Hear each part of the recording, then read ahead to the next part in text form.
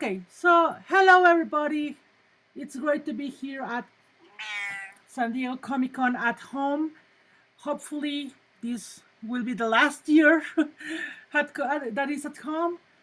But I have a big surprise for you guys because this year, finally, I managed to get one of the best historians of Mexican comic book history.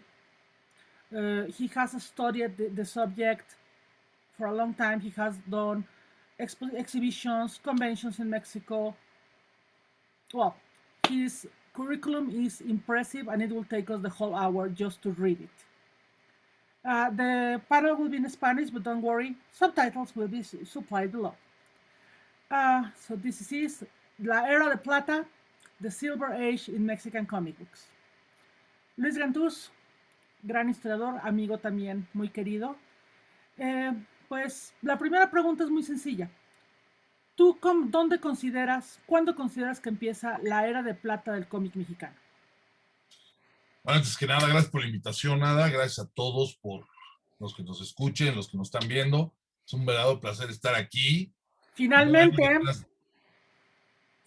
Finalmente, muero de ganas de ir, pero la verdad es que los 2 últimos años que tenía que ir y que ya estaba programado y todo, pues una se me atravesaron mis chaparritos, mis 2 hijos, y el segundo año hubo un problema ahí, problemas acá de este lado en México que son complicados, pero prometo estar muy pronto porque San Diego es el evento que más disfruto, los eventos que más disfruto en el mundo y uno tiene que estar ahí.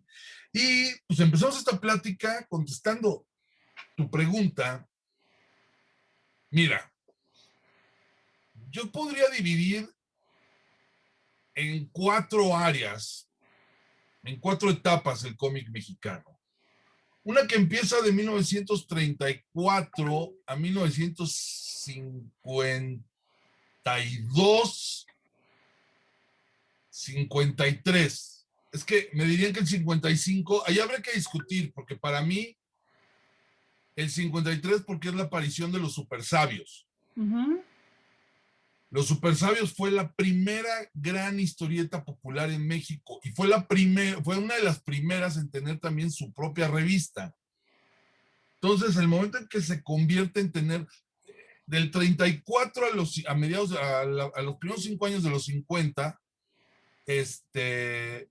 lo que tuvimos eran revistas revistas que tenían varios cómics, revistas de varios contenidos, antológicas, creo que se les llama, y en estas revistas venían varios personajes, como por ejemplo, ahí nace la familia Burrón. Estas revistas eran Pepín, Chamaco, Paquín, que fue la primera en el 34, y así. Y a partir de principios de los 50 ya empieza a haber una independencia de títulos. Empiezan a acabarse estas historietas que llegaron a vender 700,000 ejemplares diarios. México es el único país en el mundo que ha tenido diarios de historieta. Como periódicos, así se vendían las historietas en revistas de 48 a 64 páginas, depende del día. Y aparte, en domingo se duplicaba, porque aparte estaban las tiras de los periódicos. Entonces, bueno, aquí era un consumo brutal, muy fuerte. Entonces, cuando hay este cambio de que empiezan a salir las historietas, tomamos en cuenta que por ahí del 49 nace Editorial Novaro, que fue la editorial más fuerte. En el 47, poquito después, no, como el 54, viene Editorial Vid y empiezan a independizarse muchos de ellos, muchos historietistas o gente que hacía historieta empezaba a ¿cómo se llama? Empezaba a sacar sus propias editoriales. Ese fue el primer camino. Entonces, podría decir que la época de plata empieza cuando los personajes tienen sus títulos propios, a principios de los 50, cuando sale Edar, cuando sale Novaro, cuando salen los supersabios, Publicaciones Herrerías empieza a sacar títulos de esas historietas y los vuelven a Rolando el Rabioso, se empiezan a volver títulos independientes. Ujú. Y ahí empieza la época de plata. ¿Por qué? Porque la época de oro, la que mencionamos de 1934 a 1955, por darle un número, es cuando nace la historieta en México y es cuando se alfabetiza al mexicano y todo México lee historietas. Entonces, yo consideraría que por esas fechas es cuando empieza, si le podemos llamar una edad de plata.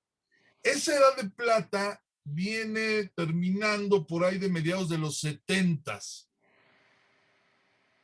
cuando Editorial Novaro ya tiene problemas, cuando surge GEA, cuando empiezan a surgir ya las ediciones de bolsillo. Y esa segunda etapa, pues te puedo decir que duró hasta el 2004, que se acabó. Y la cuarta etapa se mezcla con esta tercera, que puede ser la edad del independiente. En México lo que se empezó a publicar fueron historietas independientes, muy poca en puesto de periódicos, empieza a desaparecer el puesto de periódicos. Y eso podemos decir que empieza con el Gallito, con las historietas en La Jornada, en el 88. Por el 91 sale el Gallito, que es la revista más famosa hasta el momento de cómics, y de ahí empieza una serie de independientes hasta la fecha, con la novela gráfica, y eso ya lo dividíamos en cuando llegó el webcómic, cuando llegó la novela, cuando se puso de moda la novela gráfica, y a la fecha ahorita que ya se mezcla, ¿no? Gente que está publicando en internet y saca libros, ya está como todo muy mezclado. Esas serían como las 4 etapas más, Ok, más claras. En esa es cuando empieza la edad de plata. pero centrándonos en la edad de plata.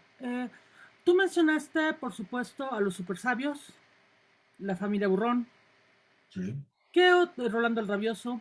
¿Qué otros títulos pueden ser considerados como estandartes de la historieta mexicana en esta era de plata? Mm. Definitivamente hay dos. Yo diría que más que títulos hay dos autores que le dieron forma a esto. Dos editores. Uno son Ediciones José G. Cruz a nivel nacional. Sí, sí, estoy Y hablando de el México. otro es Yolanda Vargas Dulce con su esposo Guillermo de la Parra Coneda. Por otro lado está Novaro, Editorial Novaro, de Luis y Octavio Novaro. Son los que, podría decir, esos tres le dan forma a esta edad de plata, esas tres editoriales. Surge Editormex, hay muchas editoriales, pero estos tres son los que le dan como un enfoque muy claro. ¿Y a qué me refiero con un enfoque muy claro? Que en el caso, por ejemplo, de Novaro, empiezan a traer cómics traducidos. Walt Disney, Superman, Batman, La Pequeña Lulú, todo este tipo de personajes empiezan a llegar a México traducidos en sus propias historietas, Tom y Jerry, El Conejo de la Suerte, en fin. Edar, por otro lado, empieza a generar historietas que iban a ser su sello, que son el melodrama, estos dramas, las historias románticas, las historias de mujeres que sufren. Ese iba a ser el sello de Edad. Y en el caso de José G. Cruz es el que como que experimenta y es el que saca a los luchadores, en este caso saca el cómic de luchadores con El Santo, pero utiliza otros. También salió la India María, salió La Tigresa. O sea, él empezó a publicar como historietas de celebridades. Por ahí también sale Antonio Aguilar,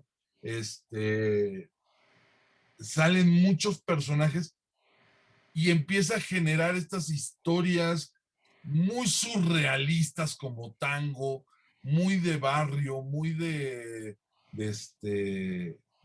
les llama barrio bajeras, muy de arrabal, de barrios pobres que salen y de mafia y de cabarets. Estas son como las tres vertientes, por lo cual se puede decir que ahí están los títulos. Estás hablando del Santo, estás hablando de Lágrimas y Risas, en una primera etapa.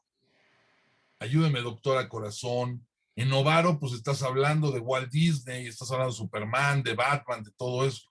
Y después viene otra etapa en los 60s, que es cuando realmente se da un boom de personajes muy interesante.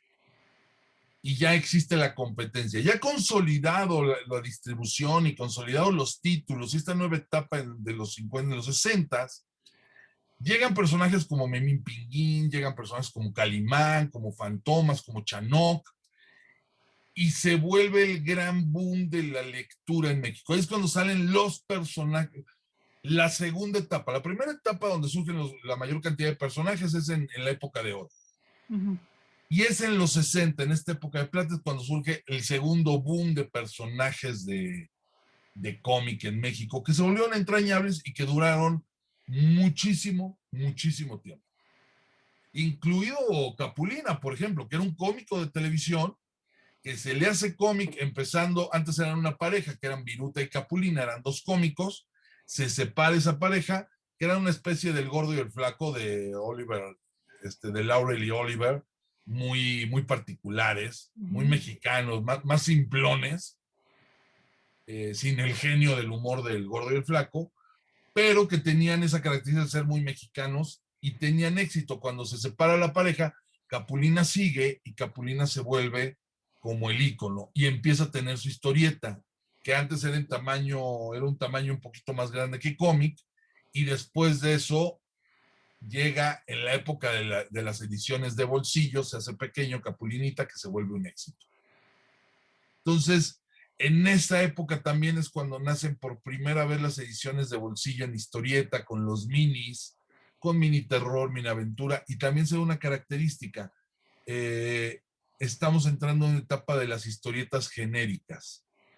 Ya no se genera, ya no hay tantos personajes, ya son títulos genéricos que lo puede dibujar cualquiera. Y eso empieza también a modificar la industria de la historieta en México.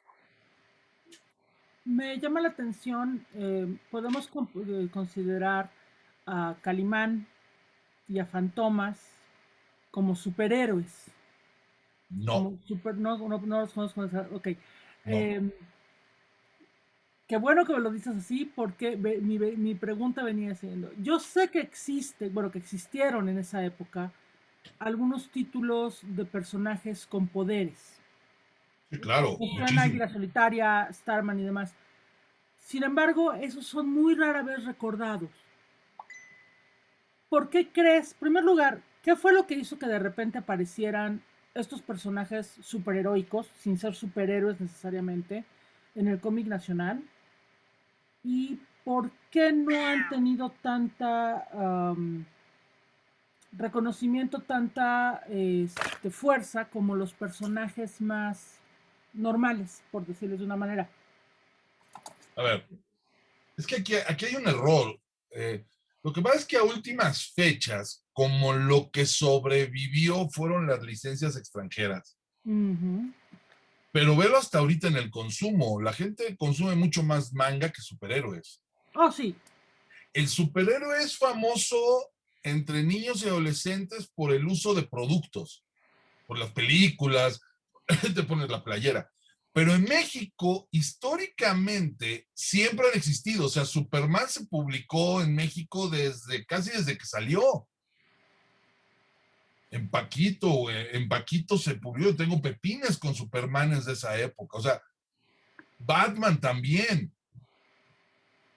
Han estado presentes. El Hombre Araña se ha publicado casi de manera ininterrumpida desde el 63. Entonces, no es que no haya superhéroes, sin embargo, siempre han sido para un nicho muy pequeño de mercado. Ah, corríjame, no me refería a los títulos traducidos, me refería a superhéroes creados mexicanos. A eso voy. Sin embargo, Novaro tenía cooptado, eran dos editoriales las que tenían a los superhéroes, que era La Prensa y era Novaro. La Prensa manejaba Marvel, Novaro manejaba DC. Y les daban, o sea, les iba, vendían 200, 300 mil ejemplares. Para que te des una idea, Lágrimas y Risas llegó a vender 2 millones de ejemplares a la semana. Hay una diferencia, pero era una buena venta. Entonces trataron de ver, sobre todo en los 60, ¿cómo podría funcionar el superhéroe? Y se hicieron algunos intentos, por ahí salió la Araña Verde, por ahí salió Salimar, por ahí salió muchos superhéroes, pero también como se hicieron de ciencia ficción. No era el tema preferido de los mexicanos. Se ha confundido. Los luchadores no son superhéroes. Los últimos años han querido hacer superhéroes a los luchadores, pero no tiene nada que ver. Son un género totalmente aparte.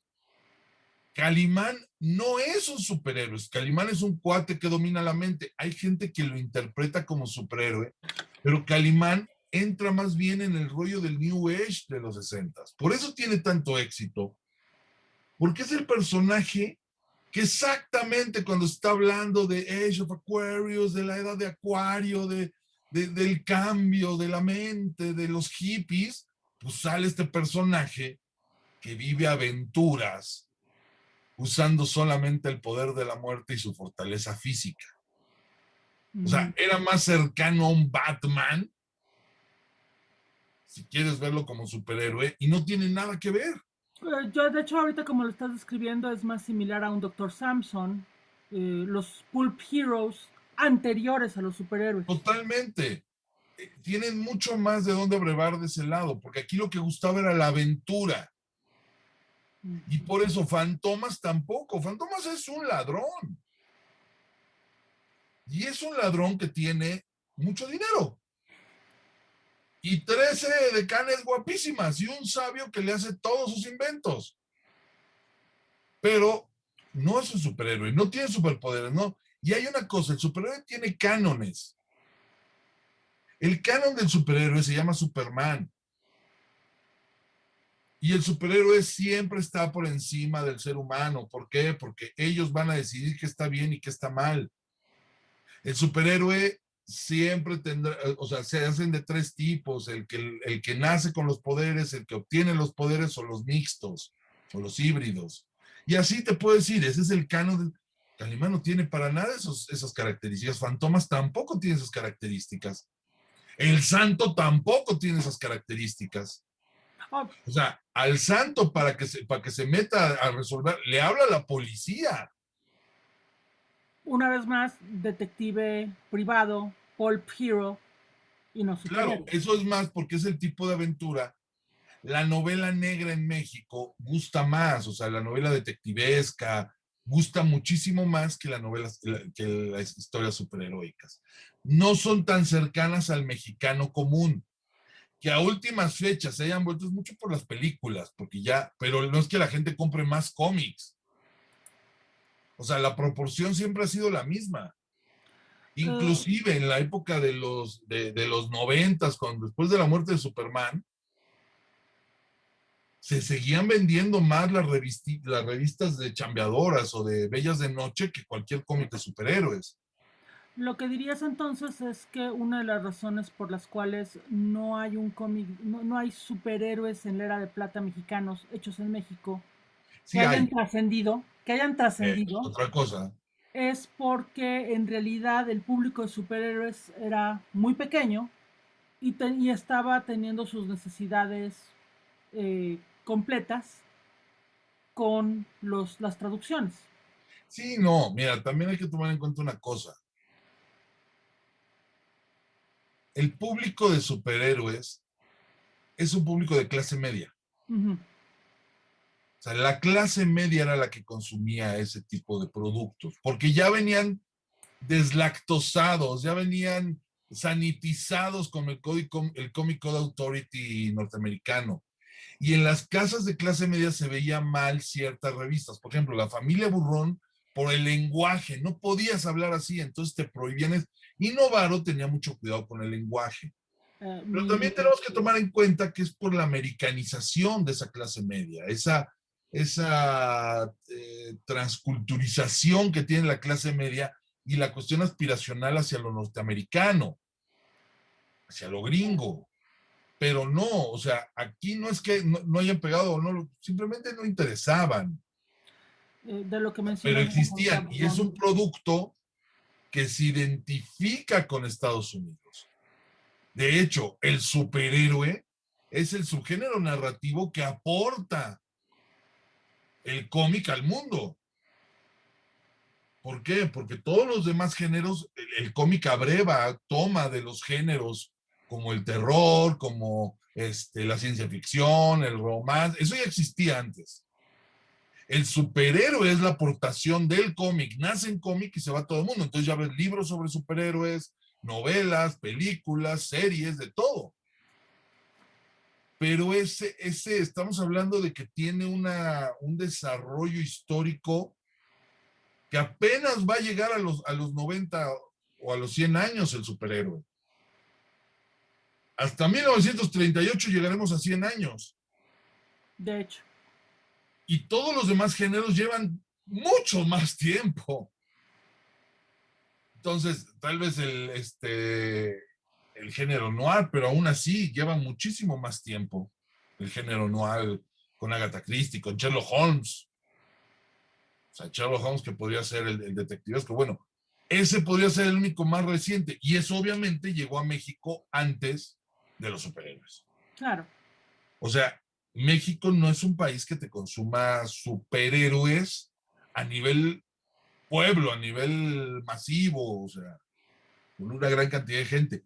Te lo consumen ciertos sectores de la población y a la fecha lo siguen consumiendo ciertos sectores de la población.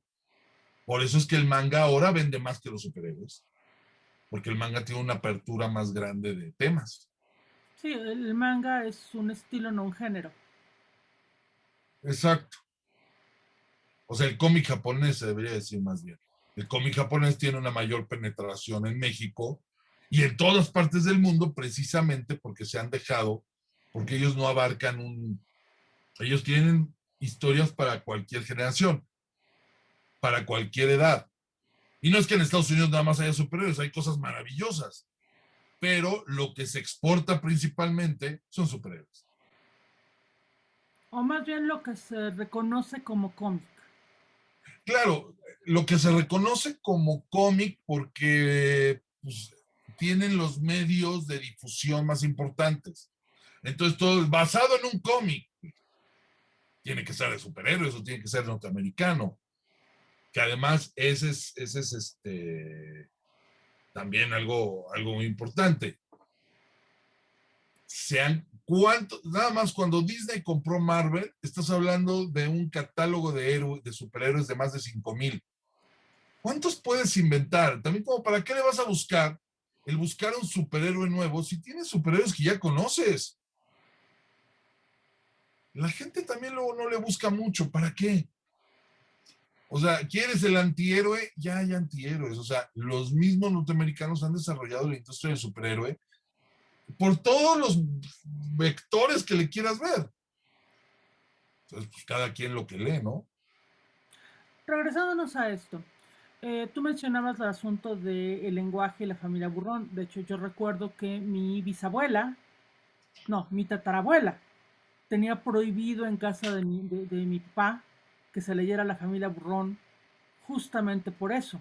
Sí, porque desvirtuaba el lenguaje. Y solamente permitió que se empezara a comprar bajo la condición de que absolutamente nadie en la casa hablara como Borola, la madre, la esposa del protagonista, por decirlo de una manera, para las personas que no saben de los burrón.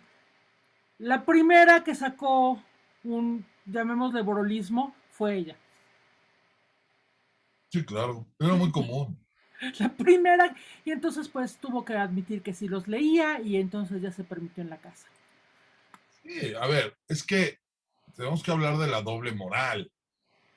O sea, por un lado te prohibían ver la familia Burrón, pero por otro lado te llevaban vidas ejemplares, con vidas de santos, donde torturaban y había sangre y mataban a los santos y tú decías, pues no sería mejor que leyeran a la familia Burrón, es más divertida, ¿no? Eso ha sido una cosa de la humanidad por siempre. Pero mi pregunta era, sabemos que la familia Burrón ha influenciado incluso el lenguaje de los mexicanos, al grado de que estoy segura de En que yo alguna no época ya sé, no.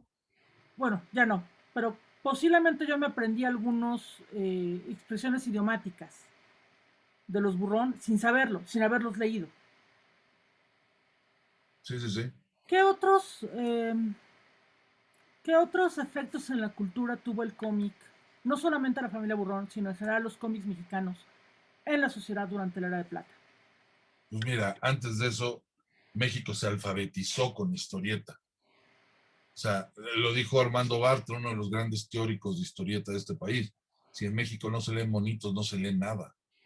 Y se ha demostrado que desde que se acabó la industria de la historieta en México, los niveles de lectura han bajado drásticamente. Claro que le aporta. La cultura popular, el pop culture, lo que la gente consume, eran historietas.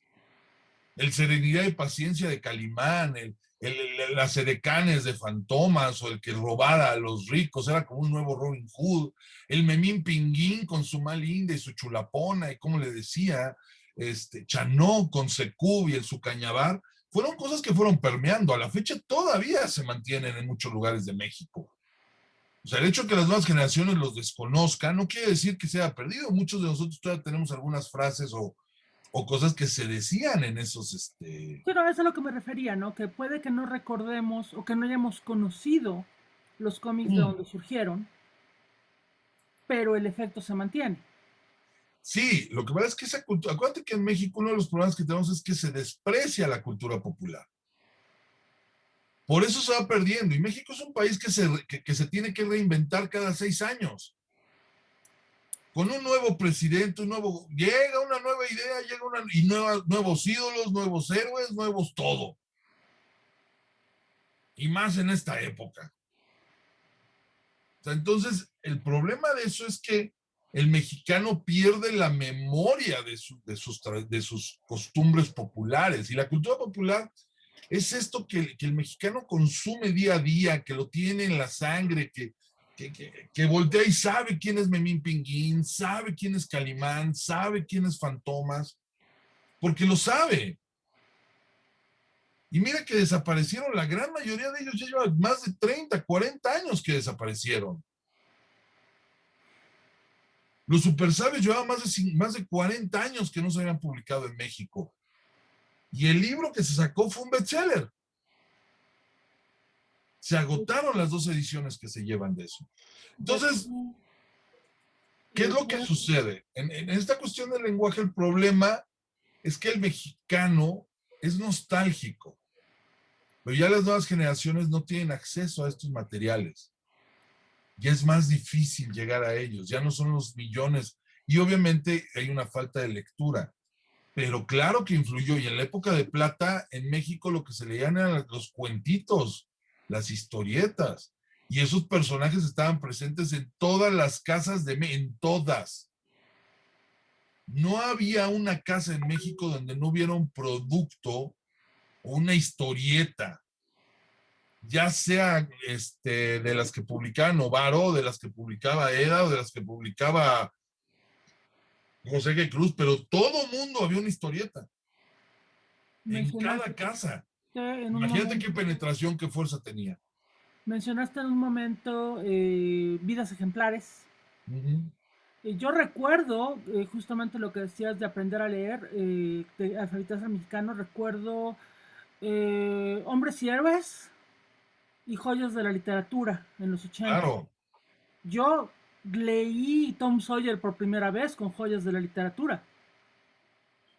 Yo pasé un examen en la secundaria leyendo clásicos ilustrados, la Ilíada y la Odisea. Aguas, en México es curioso, en Estados Unidos se habla mucho del Comic Code Authority. ¿Cómo vino este sello? Ese Comic Code existía antes en México. Inclusive Frederick Wareham, cuando hace su exposición, pide que se revise lo que hizo en México. El problema de lo que se hizo en México es que no se hizo visible como en Estados Unidos con un sello. Aquí simplemente fue en 1952, en 1942 hay un primer ataque, se habla de crear una comisión que lo revise, para no meterse en broncas cuando sale Novaro, cuando sale Edar, empiezan a hacer cosas muy familiares Y como iban a ser otros temas más complicados, lo que necesitan es tener a la iglesia de tu lado. Y Eddard empieza a publicar Milagros de Cristo, José G. Cruz empieza a publicar Apariciones, Novaro empieza a publicar Vidas Ilustres. Y como a principios de los 50 hubo toda una andanada de ataques otra vez hacia la historieta y se crea la Comisión Calificadora de Revistas, pues lo que se hizo, y eso sí lo vivimos toda la Edad de Plata, la Comisión Calificadora de Revistas era el Comic Code Authority. Oh, yo tuve mis experiencias Y con esa el comisión definía, y no podías poner sangre en la portada, y no podía haber escenas lúbricas, y no podías decir ciertas palabras, y no, mil cosas. Y no se le podía vender a niños. Y ahí se hizo una división en México entre lo que vendía Novaro, que ya venía con el Comic Code Authority de Estados Unidos, y lo que se vendía para el pueblo y para la gente. Pero todas las editoriales tuvieron historietas, eso sí, hubo en México un desarrollo muy fuerte de las historietas de divulgación. Como tú decías, estaba Joyas de la Mitología, estaba Epopeya, estaba Grandes Viajes, estaba Vidas Ejemplares, Vidas Ilustres, y te hablaban de los grandes pintores y de los grandes músicos, todo, y venían biografías o También por ahí sucesos, recuerdo La Divina Comedia en 2 partes. claro. Y cada editorial tenía esa sección y tenían una sección donde hablaban, donde promovían la religión católica. Y por eso durante los 60s y durante 60s y gran parte de los 70s no tuvieron otro ataque de la derecha. Es más, la derecha vuelve a atacar a la historieta hasta principios de los 90s con el rollo japonés. Been there, done that. Y los sensacionales. Pero en los 70s, quien atacó a la historieta fue la izquierda. O sea, porque estaban colonizando a los lectores mexicanos con este libro, un libro muy famoso, aquí lo tengo, por eso lo andaba buscando, fue muy famoso y que tiene grandes errores, de cómo leer al Pato Donald, de Ariel Dorfman y Oh, sí. Armando Matelar. Este libro vino a cambiarle la visión a toda la izquierda. Entonces ya las historietas eran colonialistas, imperialistas, Nuestra los seducción del niños inocente. estábamos siendo colonizados mentalmente, y se hizo todo, y se hicieron estudios alrededor de la historieta, porque la izquierda decidió que la historieta era mala y que de las pocas buenas eran las que hacía Rius. Sí, podríamos decir que como leer al Pato Donald fue nuestra seducción del inocente. De alguna manera, nada más que por el lado de la izquierda. Sí, sí, sí, por Acuérdate que eso. a partir de 1942, con el primer ataque de la censura en México, se retiran las historietas de todas las bibliotecas públicas de México. Por eso no hay un acervo de historieta. No existe. Y el que hay en la hemeroteca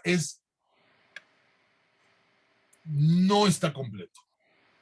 Iba a Le decir que falta atrás de muchísimo ti material. hay una parte chiquita de lo que tú estás intentando hacer, que es un acervo lo más completo posible a pesar de esos obstáculos. Sí, el problema es la inversión que tienes que estar haciendo todo el tiempo para esto. Es una inversión ya muy fuerte, porque yo te puedo decir que ya los números que hacen falta en mi acervo son los números más extraños, los más caros, los más difíciles de encontrar y que cada vez son más escasos, porque ya están en manos de muy pocos coleccionistas y quedan muy pocos, son sobre todo los de la época de los 50, cuando empieza la edad de plata. Y que además no existe un solo documento que te avale la existencia de esos cómics. Eso es creo que lo más interesante, que no hay manera de avalar la existencia de sus cómics. Entonces hay que conseguirlos. La única ventaja es que yo tengo contacto con muchos coleccionistas que sé que tienen muchos de esos títulos, aparte de los que yo tengo. Sí, claro. Pero es muy complicado. En México se perdió todo eso. Al no haber bibliotecas, al verlo como algo dúcese y tírese, toda esa época de gran producción de historietas, pues se acabó en manos de coleccionistas en estas épocas. y de repente aparece alguien que tiene una caja de cómics en su casa y no sabe qué hacer con ella y que ahora además creen que valen millones. Entonces tratan de venderla muy cara. Es todo un rollo. Em, Iba a hacer una pregunta sobre las telenovelas y su origen en la Era de Plata, pero antes, ahorita que dijiste eso, me viene una duda más grande hablando del coleccionismo. ¿Qué pasó con esos originales? La mayoría se destruyeron. Y los que existían los acaban de destruir hace poco. Editorial Vid, el Junior Manelik de la Parra, destruyó todos los originales de Editorial Vid. Toda la historia de originales de Editorial Vid fueron destruidas hace poco, se fueron a la pica.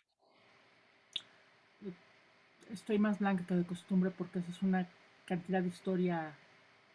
Sí, en México se descuidaron, los mismos artistas descuidaron esas obras y desafortunadamente lo poco que existía, creo que ahorita de los pocos que tienen son precisamente los Flores, Jaime y Germán de Mango y Tucán, son los que tienen material todavía de originales, que lo han sabido conservar y lo guardan todavía.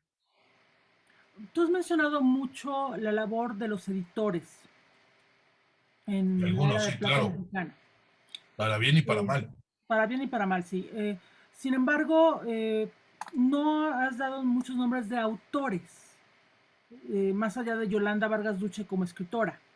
Lo que pasa es que hay muchísimos. Ahí tienes a Sixto Valencia con Memín, Ángel Mora con Chanoc, tienes a Modesto Vázquez y a Cuthberto Navarro que crean Calimán y que lo escribe Víctor Fox, lo dibuja en principio Leopoldo Salas y luego de ahí se van con Cristóbal Velasco. Tienes a Araiza, que era un genio, era antes del cómic underground, él ya tenía un dibujo destarrillado, así completamente alocado, vuelto loco, o sea, era brutal el trabajo de Araiza y que no se conoce. Héctor Macedo, el que dibujaba Capulina y que no nomás dibujaba eso, tenía un estilo muy propio. No te voy a decir de Germán Butze, que es el gran genio de la historieta mexicana y que se le olvidó precisamente porque fallece en 1972, 73, fallece Butze y la gente se olvida y nadie puede continuar el trabajo que él hizo. Pero así podemos seguir por horas de artistas mexicanos de una gran valía y de que hicieron, o sea, estás hablando de que ellos producían 32 páginas a la semana, solitos. Y entonces empezaron a crear estudios. Y en esos estudios se hacían hasta cuatro historietas a la semana. El estudio de Ángel Mora, el estudio de Toño Gutiérrez, el estudio de Sixto Valencia. De ahí salieron otra playa de dibujantes, de argumentistas. Para terminar de deprimir a todos los americanos que están viendo esto y para que también un poquito aprendan a apreciar lo que tienen, porque hay que admitir que la historia del cómic norteamericano ha sido mucho mejor conservada que la historia del cómic mexicano. Casi toda la cultura popular norteamericana es perfecta. De hecho, el norteamericano tiene esa característica. Como ellos tienen su historia como país, tiene 250 años aproximadamente, ellos han sabido contar su historia a partir de ellos, a partir de lo que generan, su cultura popular. Por eso, pues tenemos, y lo tengo que decir, un asesino de búfalos, un cuate que hacía tours como Buffalo Bill, es una leyenda del oeste, y así se crearon muchos a criminales, se han vuelto famosos, Bueno, y luego y tener de su Kid, de cosas versión de así. Pancho Villa, que no es nuestra versión de Pancho Villa. No, no, quieren leer sobre Pancho Villa. Pancho Villa nada más hizo un berrinche, entró a Columbus, se salió y se acabó. Lo que pasa es que hasta el 11 de diciembre, el 11 de septiembre del 2001, septiembre, pues nadie más había invadido Estados Unidos. Pero el Bueno, señor nada más entró y se salió. regresando a mi pregunta, ¿dónde están esos artistas ahora? Mm. ¿Dónde están los grandes artistas mexicanos de la Era de Plata? La mayoría ya han fallecido, quedan muy pocos. La mayoría vivieron la gran parte de su vida luchando por sus derechos, luchando por recuperar los personajes que tuvieron, y los que los recuperaron nunca supieron qué hacer con ellos. O sea, por ejemplo, me tocó vivir muy de cerca el caso de Sixto Valencia, creador de Memín Pinguín, creador gráfico, de la imagen de Memín Pinguín que conocimos todos, porque hubo una imagen previa que creó Alberto Cabrera y que luego retoman Yolanda y él para hacer el Memín Pinguín que sale en el 63, 62. Pero me queda clarísimo que 62, 63, 63. Entre paréntesis, este hombre es el biógrafo de Sixto Valencia. Sí, y me tocó ver, pero ya fue al final de su vida cuando Sixto, que tuvo que luchar contra la editorial para que le reconocieran su personaje y le acabó ganando la imagen gráfica de Memín. O sea, hasta ese entonces fue cuando él medio pudo recuperar, pero no podía usar las historias. Ángel Mora, que tenía Chanó, que sí se quedó con los derechos, pues tuvo el problema de que firmó un contrato leonino con unos cuates que le ofrecieron hacer una serie de televisión que nunca la hicieron, pero tenían los derechos reservados durante mucho tiempo.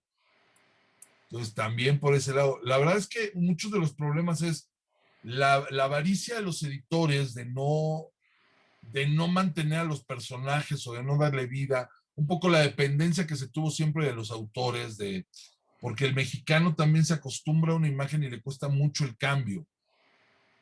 Entonces... Posiblemente por eso también el manga ha tenido tanto éxito. Pero, por ejemplo, Fantomas, que lo podían dibujar varios, lo importante era Fantomas. Sin embargo, Memín nadie lo entendía si no lo dibujaba Sixto. Se notaba demasiado cuando no lo dibujaba Sixto. Oh, Chanok igual, o sea, no lo llegaba a dibujar Ángel y se notaba. A Lágrimas y Risas y no lo dibujaba. Y a la gente eso no le gustaba que le cambiaran a sus dibujantes, sus estilos.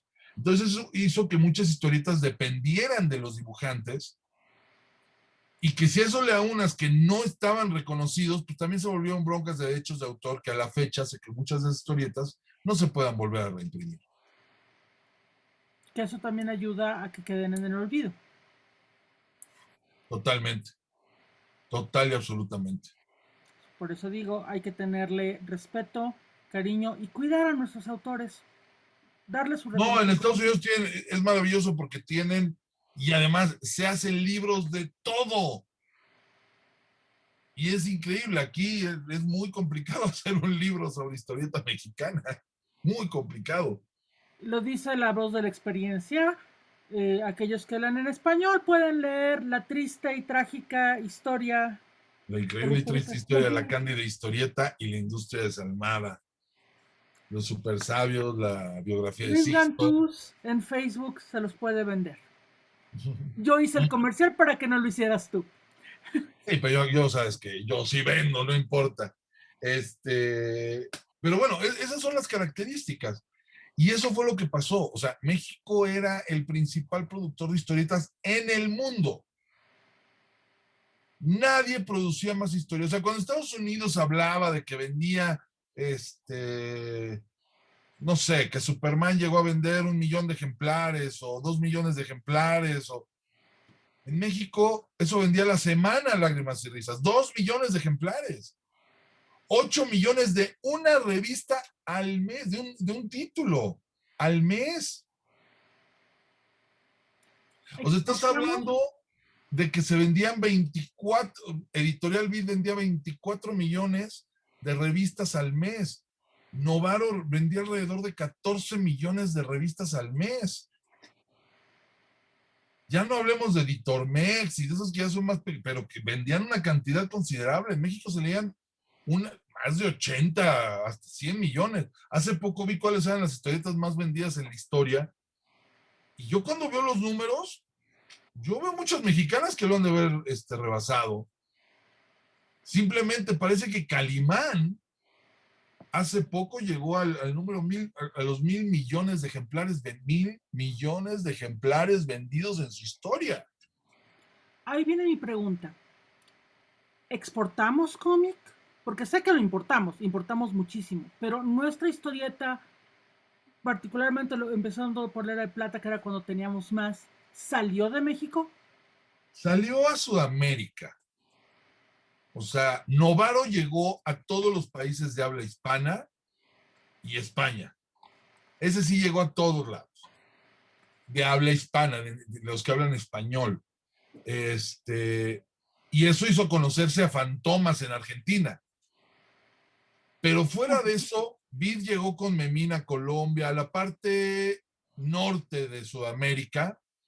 Ahí medio llegaron algunas historietas. Perú, o sea, Colombia, por ahí Ecuador, llegaron algunas cosas. Creo que en Chile llegó algo de. Pero digamos, Pero muy radical, no.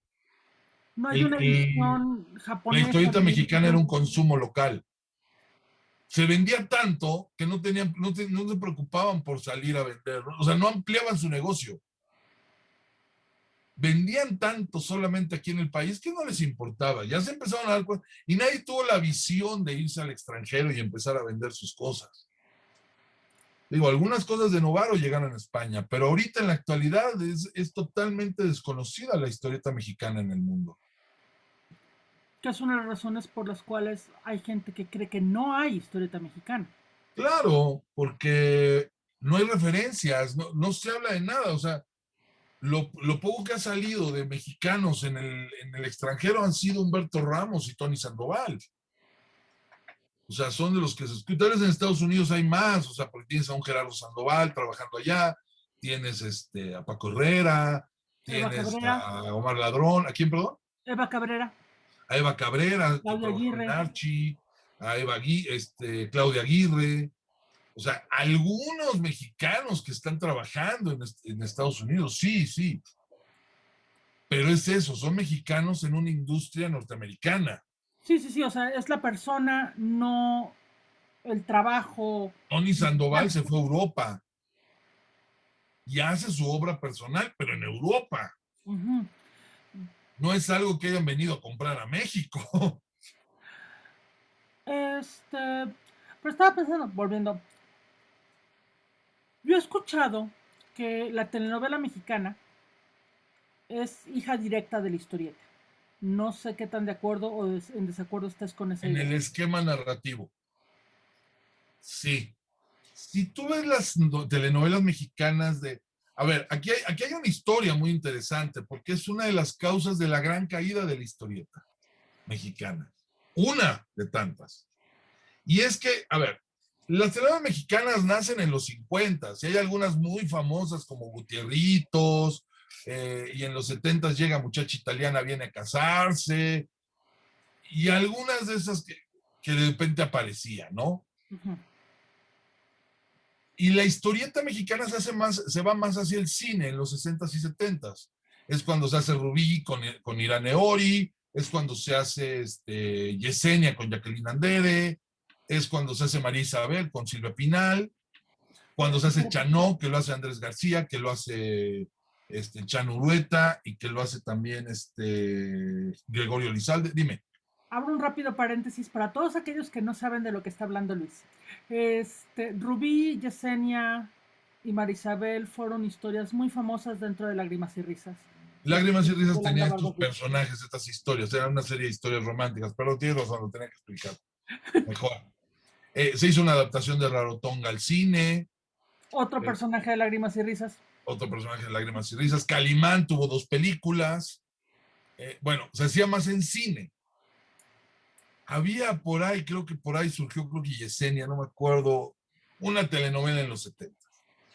Pero a finales de los 70 hay un fenómeno muy interesante de una novela que se llamó Los ricos también lloran, que se empezó a vender en el extranjero. Empezó a llegar a muchos, o sea, en Rusia era un éxito, en Italia, en Argentina. Verónica Castro, la protagonista de esta historia, a donde iba era recibida por presidentes, porque esa novela se volvió muy famosa. Esto coincide, o sea, de repente en ese entonces, Televisa, la televisora que producía ese tipo de, esas novelas, y era la más importante televisora en América Latina, se dio cuenta que ahí había un negocio. Y un negocio muy importante. Se da también que poquito tiempo después le dan el Mundial de Fútbol a México. 86. El de 86, porque renuncia Colombia a organizarlo por los problemas que tenía, y México lo toma. Y entonces empieza a hacer. ¿Qué es lo que hace Azcárraga, el presidente de Televisa, el dueño de Televisa?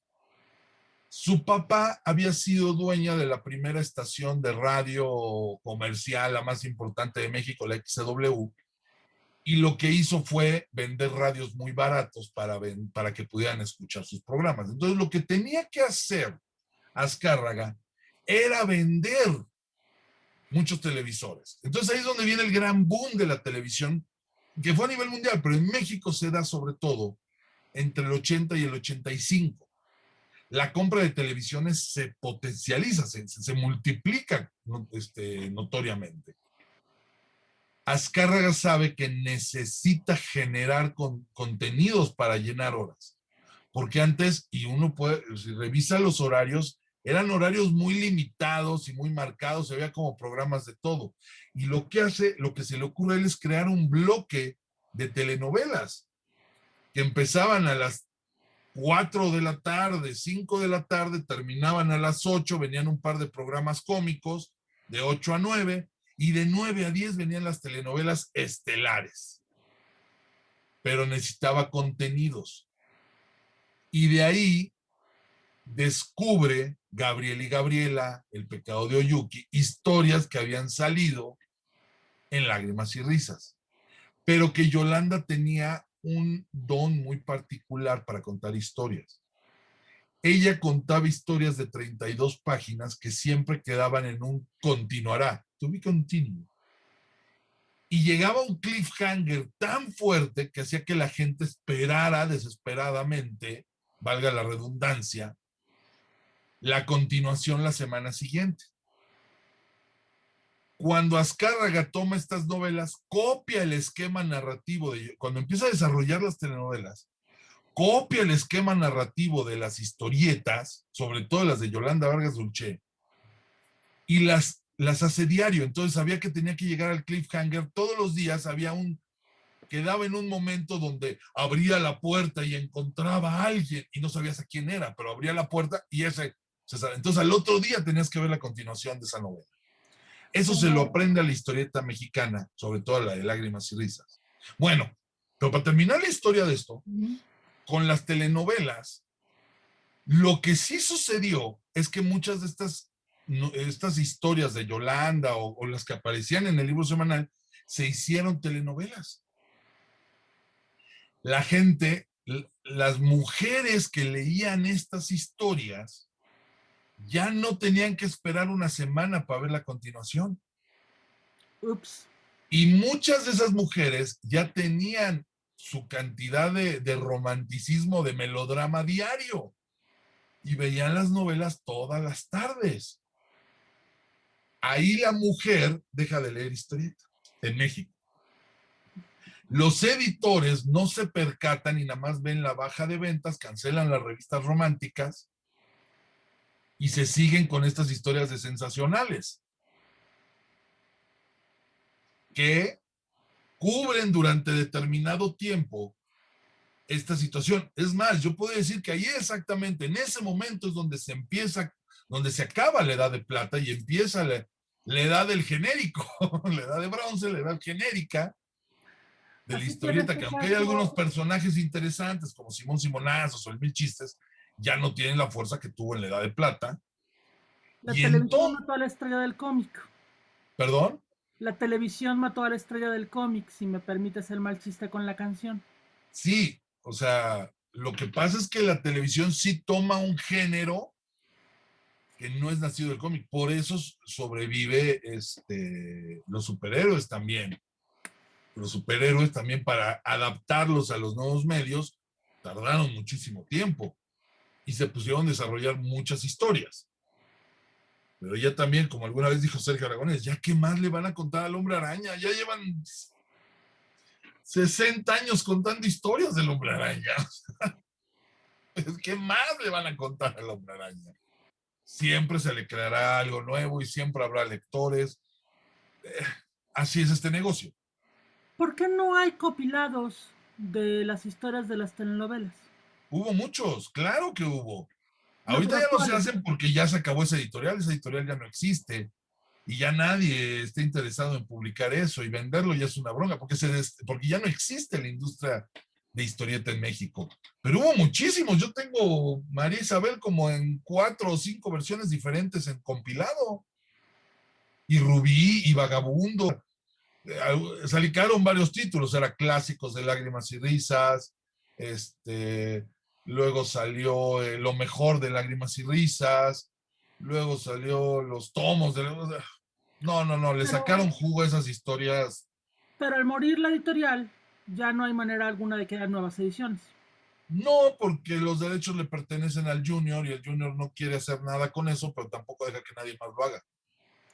Entre paréntesis, el canal de Luis Gantuza en YouTube, Apuntes Chamánicos, ha sacado la historia al respecto, aprendan español. La truculenta O historia de denle Editorial dinero B. para que me pague para subtitularlo. Estaría lindo que le pagaran a Dalisa para que subtitule todos mis videos, sería maravilloso. Pero No, que bueno, te paguen a ti para que tú me pagues a mí. también, ese es a mí páguenme por hablar y a Dalisa por subtitular y ya estamos. Pero sí, y eso es lo que pasó, que realmente uno de los grandes géneros en México es el melodrama y se pasó a la televisión y ya no supieron cómo suplirlo. Se mantuvo mucho tiempo en muy buen nivel el libro semanal. Tan es un éxito que si tú lees el libro semanal y ves ahora el programa más visto en Latinoamérica, se llama La Rosa de Guadalupe. Oh, Dios. La Rosa de Guadalupe es un programa donde pues hablan de ciertas situaciones que se viven y que gracias a la intervención de la Virgen de Guadalupe se solucionan. Quítale lo de la intervención de la Virgen de Guadalupe, muchas de esas historias son de la novela semanal, del libro semanal, de Excepto ese tipo de... posiblemente la de los otakus. Posiblemente porque también de repente tocaban rollos de jóvenes.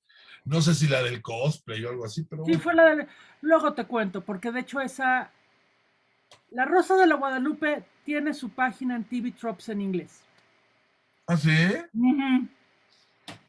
A veces me preocupa el impacto de eso, pero a Puede veces que lo sí nos entiendo. O sea, conozcan. si tú ves toda esta parte de aquí atrás de... Esos son historietas de este tamaño, o sea, estos no son tamaño carta. Este nada más son historietas de bolsillo. Y estás hablando de un librero de piso a techo. Mira, a ver si se puede ver más o menos. O sea, este librero que ven aquí, es de techo a piso. Y está lleno de historietas de tamaño bolsillo. No estoy hablando de las de tamaño carta ni tamaño media carta. Bolsillo Imagínate cuántas se hicieron. cuadrado, poquito abajo de media carta. Déjame ver si tengo uno por aquí. Más o menos este tamaño, si mal no recuerdo. Más o menos, sí. Es que no tengo uno por aquí. Había de todo, ¿eh? Mira, también se llegaron a hacer hasta mini libritos como estos. Oh, recuerdo esos que se recortaban de la historieta grande. Estos eran de humor. Estos los dibujaba Macedo, tío Porfirio. Se recortaba de la historieta y se ajustaba para ese tamaño. Se recortaron originales para hacer esto. En una conferencia que di en el SAM mostré que también se le hizo a Batman y a Superman y al Hombre No, Araña. ahí era diferente. Yo El trabajé, tamaño, ¿eh? el Se hacía tamaño. tamaño media carta, pero ahí lo que se hacía era que no llegaban negativos, llegaban las copias en blanco y negro, copia fina. Entonces aquí, pues tenías la copia de ese tamaño, se ajustaba, porque en Estados Unidos son 24 páginas. Aquí tenían que ser 32. Si tú lo reducías de tamaño cómic a tamaño media carta, El problema que ibas a tener es que se iba a leer así. Entonces, y además necesitábamos llenar, por lo menos, se tenían que llenar de 6 a 7 páginas más. Entonces tú tenías que llegar a 30 páginas y tenías a veces 24, y no nada más 24, a veces tenías 22 páginas. Lo que se hacía es que se tenía la copia en blanco y negro, se recortaba, se retocaba la imagen. Pues eso se recortaba, se dibujaba, se dibujaban los globos y se ajustaba media carta. Y Lo cual así nos se daba hizo unos tamaños de globos bien raros. Sí, porque eso se dibujaba a la mano aquí. Yo vi muchas veces hacer ese trabajo. O sea, yo vi hacer ese trabajo muchas veces. Pero no era, o sea, lo que pasa es que venía la copia fina y la tenían que recortar. Fue hasta estoy hablando del 85 hasta el 94, 95. Casi 10 años, y es más. Luego no nada más salió en tamaño media carta, lo hicieron más chiquito todavía. Sí, el cuadrado. Una vez que salieron en un tamañito así, que hubo crisis de papel y hubo una crisis muy fuerte en México, y tuvieron que bajar el papel para poderlo usar mejor y eran más páginas. Ahora, eso era en lo que sería lo que era para DC, porque yo recuerdo que lo que fue Novaro y después Novedades, creo que fue Novedades, con el Hombre Araña era tamaño magazine. Lo que pasa es que el Hombre Araña primero lo hicieron formato cómic. Cuando viene la crisis de papel, que es en el 82, que tienen que cerrar casi todos los cómics, el Hombre Araña era el que más se vendía. Pero para poderlo seguir, para que pudiera seguir siendo negocio, lo que hicieron fue utilizar el papel que se usaba para el periódico. Acuérdate que lo publicaban Novedades, que publicaba el periódico Novedades. Y entonces lo que hicieron fue usar el sobrante del periódico para hacer el Hombre Araña. Por eso lo crecieron, para que fuera proporcional a tabloide, a y tamaño aparte, metían 2 revistas en cada número. Pudieron meter más porque ya no usaba, ya no había el desperdicio de papel que te da el cómic norteamericano. El problema de eso es que te emparejabas muy rápido con Estados Unidos. Por eso es que aquí en México, en los 70s, a finales de los 60s, en México se empezó a publicar El Hombre Araña casi al mismo tiempo. Y empezó mensual, pero después se hizo quincenal. Y después semanal. Es obvio que El Hombre Araña se publicaba en Estados Unidos mensualmente, lo cual hizo que la editorial, que en ese entonces era la prensa, alcanzara a la publicación norteamericana. Pero aquí se tenía que seguir publicando quincenalmente. Y es cuando se hacen las famosas historietas de José Luis Durán, que son los Hombre Araña apócrifos, pero que son legales. La prensa pidió permiso, pues ya, oye, necesito material, yo tengo que sacar cada 15 días mi revista y tú ya no tienes material. Y entonces hicieron las famosas historietas mexicanas del Hombre Araña.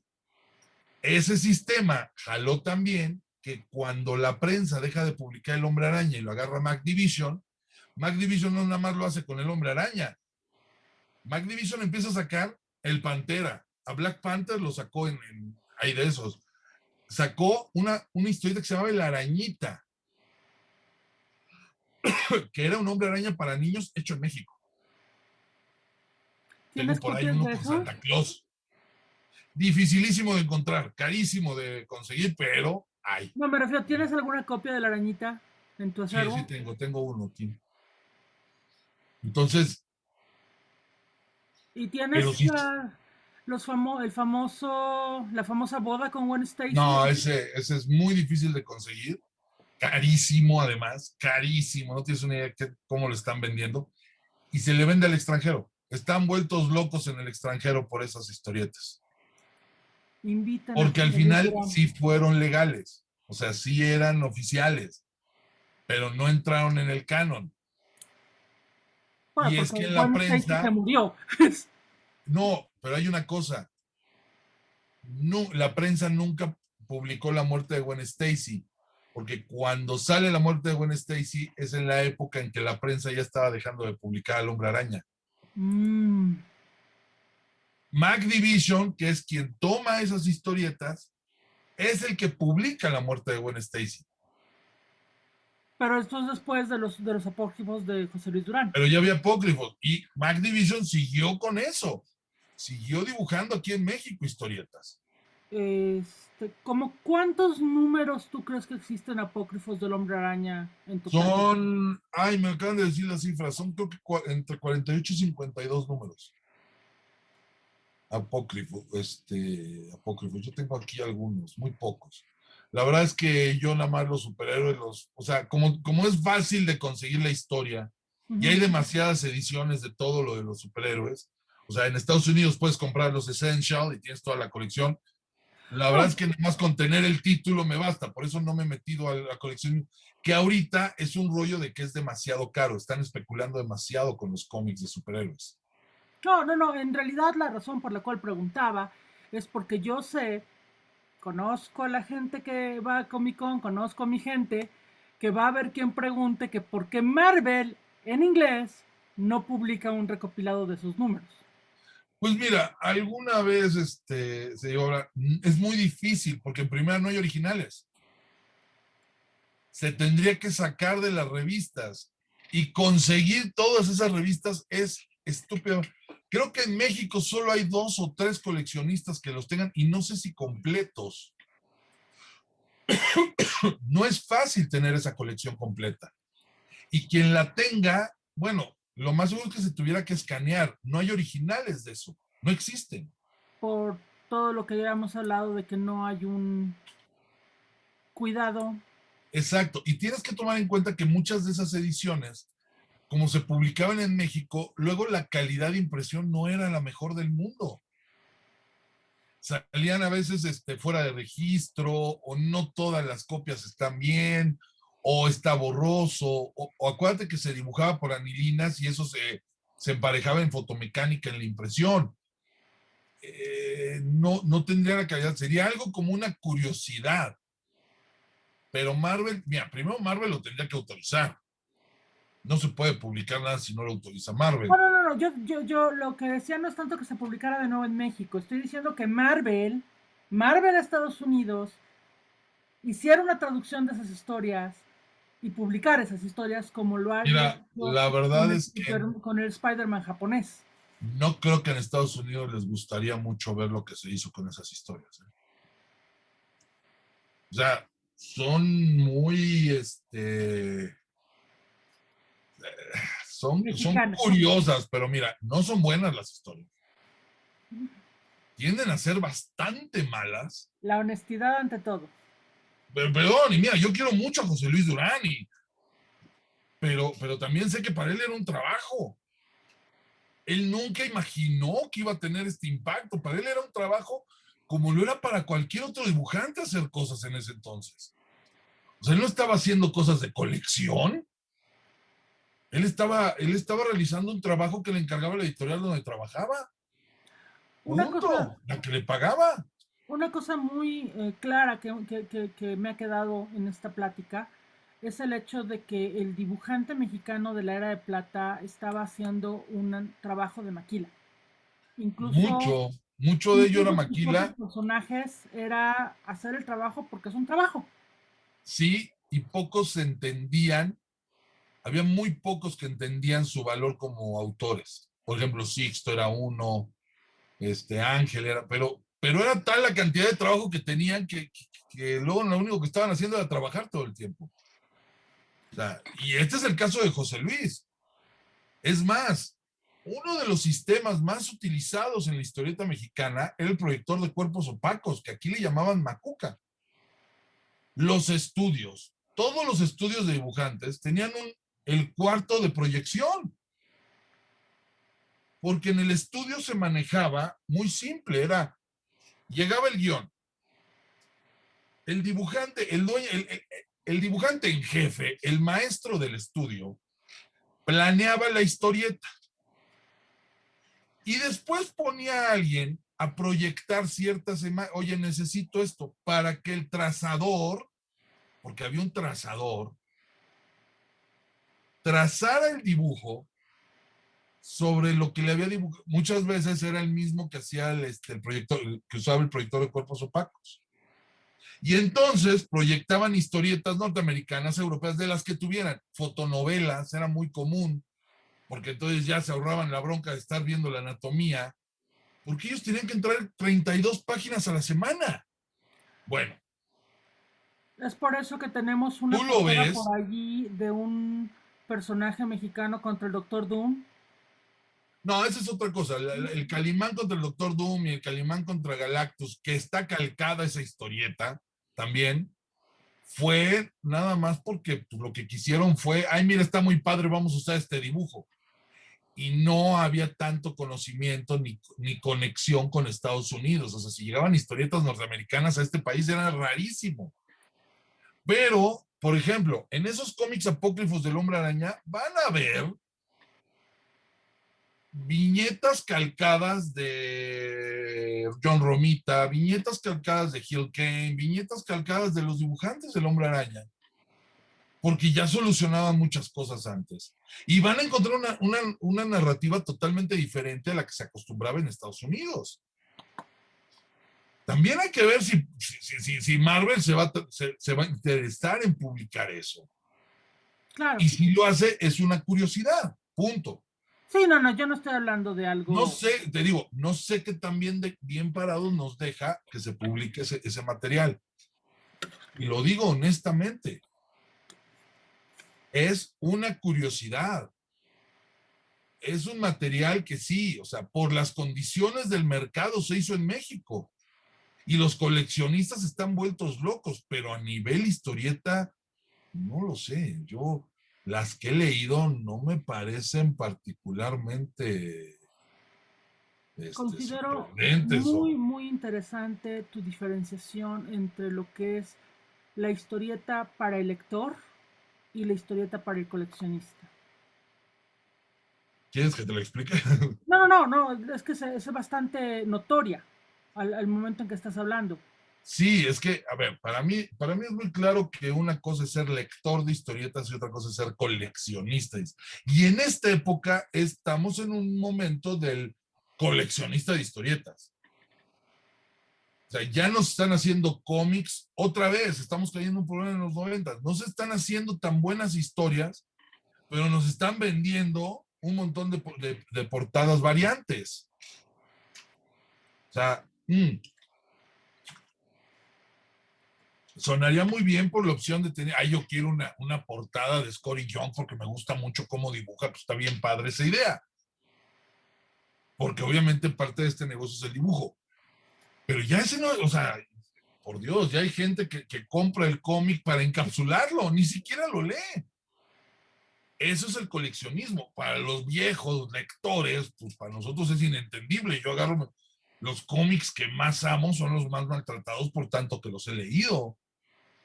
Pero ese soy yo. Y eso ya cambió. Ahorita estamos hablando de un momento para coleccionistas y el cómic se ha vuelto para coleccionistas. ¿Por qué? Porque el cómic de grapa, el cómic de 24 páginas, el cómic, el single issue, el número suelto, el cómic mensual, está hecho para coleccionistas. En Estados Unidos ese cómic mantiene la industria, sin ningún problema. El coleccionismo mantiene la industria. Y ya los que quieran leer las historias, para eso están los TPBs, para eso están los hardcover, para eso están las recopilaciones que se hacen. Eso me parece ya muy marcado en el mercado norteamericano. Que ahorita en particular se están generando más bien productos para cine o televisión. Ya todo lo que se genera se busca que pase a cine o televisión. Esa es la manera en que van a poder subsistir. Me parece que se van a perder muchísimas obras. Yo no sé si cuando Kirkman escribió The Walking Dead estaba pensando en hacerlo serie de televisión. No creo, porque el cómic es muy diferente. De hecho, cada que la serie se cae, recurren al cómic. El cómic tiene una profundidad completamente diferente. ¿Quieres hacer algo más adaptado al cómic? Pues ve Invincible. La animación es la forma de hacerlo. Pero bueno, eso ya son otros temas. Eso ya es otra historia. Sí, en México en esa época fue cuando surge los famosos cómics apócrifos, que se han vuelto tan buscados porque alguien en Estados Unidos los descubrió. Sí, el santo es un personaje, el santo que creó José G. Cruz, el santo era un luchador. Y José G. Cruz se le ocurrió hacer una historieta, una fotonovela dibujada. Ese fue un esquema muy particular. La fotonovela se supone que en Italia, que es donde se supone las inventan, eran fotografías, tal cual, era contar una historia en fotografías, que se usó aquí, pero en México se desarrolló algo que no se desarrolló en ninguna parte del mundo. Y uno de los principales que lo desarrolló fue José G. Cruz, que era recortar al personaje y dibujar el entorno. Entonces, las historietas del santo tienen eso. Una pantalla verde muy particular. No, pues lo que hacías era, y aquí, y lo tengo aquí, tengo originales. En algunos casos nada más recortaban la cara y pintaban todo lo demás. O sea, ¿por qué? Porque era más barato hacer eso y no estar consiguiendo los escenarios para hacer toda una historieta. Que además al santo lo podías poner en donde quisieras. Y era el santo, era una foto del santo que recortaban, pegaban y dibujaban atrás de él. Eso era, y de ahí se vuelve muy popular el personaje. Y tiene tanto éxito que se empiezan a hacer historietas de luchadores. Se hace la del Cavernario, la del Médico Asesino, la de Blue Demon, la del Gori Guerrero. Sí, no. O sea, se empezaron a hacer de muchos luchadores, pero el que tiene mayor, porque es el que hacía José G. Cruz, es el santo. Luego se mete en una cuestión de derechos. El título, a ver, el santo estaba registrado a nombre del luchador, pero el título, el enmascarado de plata, era de José G. Cruz. Él inventó ese nombre. ¿Esto es antes o después de las películas? La historieta sale antes de las películas. O sea que podemos decir que las películas, la imagen del santo y Sale del por, cómic. y por consecuencia de Blue Demon, como esto Sí, todo eso sale no, del cómic. ok. De hecho, las películas toman al personaje del cómic, no toman al personaje del... O sea, las películas se inspiran en el cómic para crear a ese personaje. Sí, pero sí, entonces, pero vemos aquí que aunque no tengamos una línea directa, una historia escrita directa, sí podemos ver cómo ha influenciado la era de plata de los cómics mexicanos en muchos aspectos. Sí, claro, y todavía. O sea, tan es así que no se ha vuelto a generar un contacto. Yo creo que es una de las épocas, la época de oro y la época de plata es cuando se conecta con la gente, se conecta con el pueblo mexicano, con los lectores, y sí, todo mundo leía historietas en México. No se ha vuelto a dar. Y menos, obviamente, hubo un momento en que era lo único que se leía, ¿no? Pero tenías el cine, tenías el teatro y tenías la historieta, había muy pocos entretenimientos y obvio con el paso del tiempo. Lo que sí no se ha vuelto a hacer es crear una historieta, un personaje, algo que conecta así con el pueblo de México, como fueron estos personajes que se crearon en la época de plata, que bueno, aunque Memín no fue creado en la época de plata, pero fue cuando se hizo más famoso, cuando la gente lo leyó más, Memín Pinguín, que ahora sería impublicable por su... Es un Ya he negrito, o sea, dado es un conferencias. niño de piel negra, de ojos grandes, boca grande, orejón, pelón, o sea, Piensa en Ebony White del de hecho Spirit está en inspirado sus en Ebony White originales. del Spirit y pues, Ebony White ya no es aceptable en ninguna parte. Eh, Ya hasta el mismo Eisner lo cambió. sí. ¿Cuál sería, en tu opinión, el último gran personaje de la era de plata mexicana? El creado más cercano al final, El Pantera, el Pantera. el Pantera que se crea por ahí de finales de los 70, si no me equivoco. Que viene siendo también otro uh, no héroe per se, sino No, un eso ya es aventurero. un, sí, es un, como detective, se puede decir, porque ni siquiera es detective, muy Yo a la jamás he mexicana. entendido qué es el Pantera. Lo El leí, Pantera es vi la como, serie, sigo sin saber a qué se dedica. es que es como un ex policía que se dedica a ayudarle a la policía a las cosas que no se podía hacer la policía. Ex policía. No Mira, me tú me acuerdo si acabo es de ex enterar. policía. Del que más me acuerdo es de su amigo el taxista. Creo que no era ex policía, creo que era guarura, era sacaborrachos. Ahorita no me acuerdo, la Es verdad. a lo que me refiero. Creo que es el Pantera. El Pantera es de los últimos grandes personajes de la historieta. Que tuvo serie de Gervasio. televisión, Tuvo serie que moderna. es malísima, pero tuvo serie de televisión, sí. Creado por Daniel Muñoz y dibujado por Juan Alba. Y después lo dibujó Alberto Maldonado. Son los dos grandes dibujantes del Pantera. ¿Existiría posibilidad de que alguno de esos personajes resurgiera actualmente? No me Nos miro, puedes obviamente. traer como nostalgia. Ya la mayoría son o aburridos o políticamente incorrectos. Y, no habría, y hacer una reimaginación enojaría a los que recuerdan con nostalgia su existencia. Tendrías que hacerla muy bien. Hace poco, unos fans hicieron un fanfic de Fantomas muy bueno, muy divertido, muy entretenido. Con una carguita un poco más fuerte. Gonzalo Martrella hizo 2 libros de Fantomas escritos y un par de cómics. O sea, sí, pero sí creo que ya todos son producto de su época. O sea, ya no entenderías a Fantomas ahorita sin los avances tecnológicos. O sea, Fantomas tendría que ser un maldito hacker de muchas cosas. Los sistemas de seguridad han avanzado muchísimo. O De alguna sea, manera Fantomas no veo a Fantomas robándose un NFT. no, sí veo a Fantomas, pero por ejemplo, ya no veo a Fantomas atacando un museo. Sí lo veo atacando colecciones privadas. Posiblemente hay sí idea para cualquier escritor: Fantomas contra Jeff Bezos. Sí, es complicado. O sea, tendrías que crear eso, pero imagínate cómo vas a enfrentar a Fantomas contra un güey que tiene ese poder. Contra Elon Musk. ¿Cómo? Ellos tienen la manera de encontrar a fantomas en cualquier parte del mundo.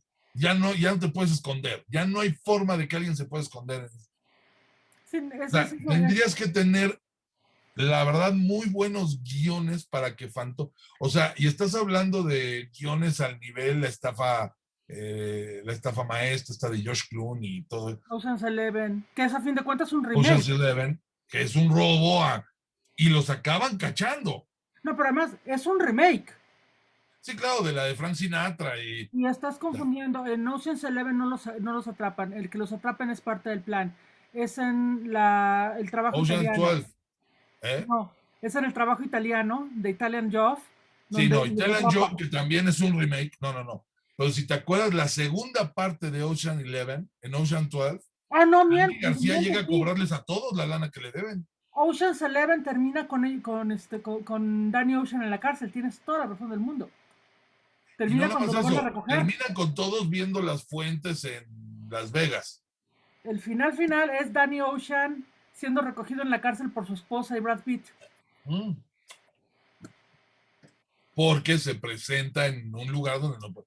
Pero digamos que fue pero en Ocean 12 sale Andy García cobrándoles a todos. Claro.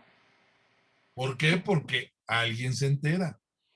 Sí, no, y ahorita es como lo que uno puede decir de muchas películas de terror de los ochentas. Actualmente no las puedes rehacer porque todo se soluciona con un teléfono celular. No podrías tener a Calimán. Calimán ya no es atractivo. Ya está muy superado el rollo New Age. Y además, lamentablemente, ha habido tantas malas noticias con respecto a cultos de ese tipo que Calimán tendría que ser el villano. En muchos. Entonces, imagínate cuántos personajes ya son muy difíciles. No, eso ya son nostalgia. Habría que crear personajes que tuvieran, que no sean narcos, ¿verdad? Porque con eso es que los mexicanos ya el único personaje que crean son narcos, pero habría que crear personajes nuevos que estuvieran más en contacto con el público de ahora. Que es uno de los Pero para eso personajes. tendrías que también tener una cadena de distribución y llegar. Ya se han cambiado mucho, ha cambiado mucho y hay que entender los nuevos tiempos.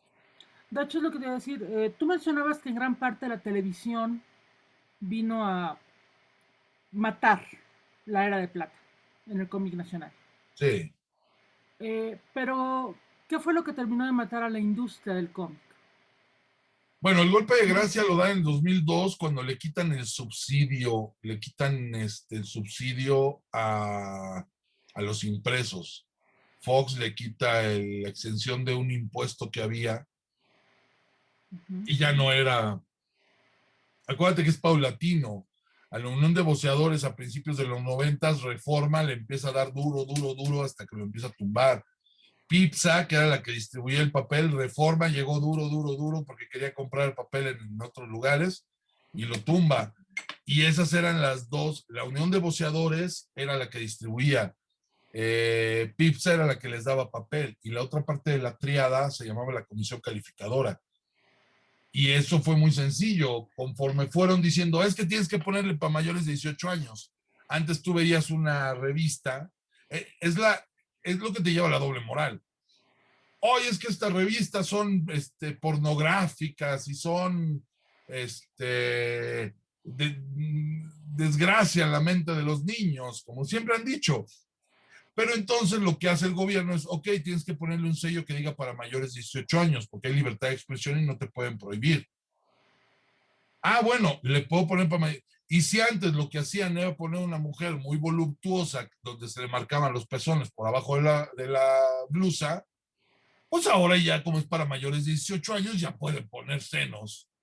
Ya se ve el seno desnudo, ya para qué te detienes. Y y el siguiente, vuelven a atacarlo. No, que ustedes, es que ahora salen senos. Dicen, bueno, es que ahora no más le tienes que poner para mayores de 18 años, ahora lo tienes que embolsar. Ah, bueno, pero entonces ya puedo contar historias que vayan de acuerdo al embolsado. Entonces ya pueden poner escenas de sexo en las revistas. Y así fue valiendo queso. O sea, Porque se conforme. perdió la historieta familiar. Y obviamente hacer una historieta familiar no era negocio porque la familia estaba viendo la televisión. Claro. Y ahora en estos tiempos ya ni siquiera la televisión, ya lo traes todo en un celular. Entonces, pues son parte de las cosas que se van, que han ido cambiando en este negocio. Y obviamente aquí el negocio del coleccionismo es muy pequeñito. Ya para terminar, ¿qué le recomendarías a un americano, a un francés, a un inglés que esté viendo esto ahorita y que quiera conocer más acerca de la historieta mexicana desde sus orígenes, bueno, desde la Era de Plata a la época moderna? Porque yo sé que en la época moderna yo podría decir, bueno, busca títulos en webcomic hechos por mexicanos, asunto arreglado. Pero si quieren empezar a conocer la historia, aparte de tu libro, Aparte de mi libro sería una buena manera, pero tendría que traducirlo, tanto al inglés como al o que francés. aprendan español. Yo creo que va a ser más fácil que aprendan español y hay cientos de páginas donde pueden descargar historietas mexicanas. Okay. Muchísimas, donde pueden encontrar Calimán completito, Memín Pinguín completo, pero pues eso les recomendaría. Aprendan español, además es pues, ahorita uno de los lenguajes que sirve mucho en Estados Unidos, y lean esas historietas, se van a encontrar con cosas bien interesantes y temáticas muy diferentes, van a entender un poquito mejor al mexicano. ¿Dónde te pueden encontrar? En Twitter estoy en @GantuzLuis, Instagram también @GantuzLuis, y en mi Facebook tengo mi página que es Luis Gantuz y otra que es Apuntes Chamánicos. Esas son mis redes. Ahí me pueden mandar mensaje y siempre los contesto. Perfecto. Pues ya lo saben, chicos. This was Luis Gantuz speaking about la era de plata, Mexican comic book history.